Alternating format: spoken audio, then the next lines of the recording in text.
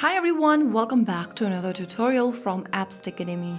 Today in this video, I'm going to show you how to add multiple accounts in Roblox. First of all, launch open your Roblox application on your device and make sure that you're inside the home page of Roblox.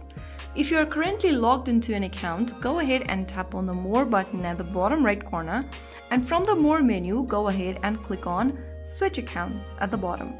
You'll then come across this pop-up where you'll need to tap on Add Account.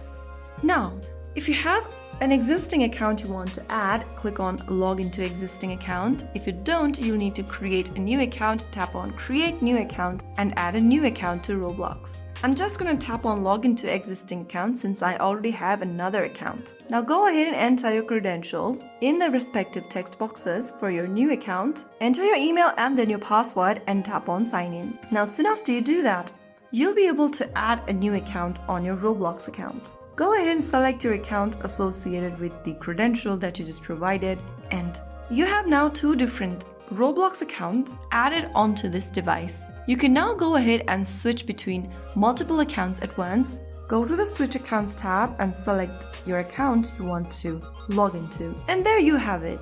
That is how you can add multiple Roblox accounts using your Android or iOS device.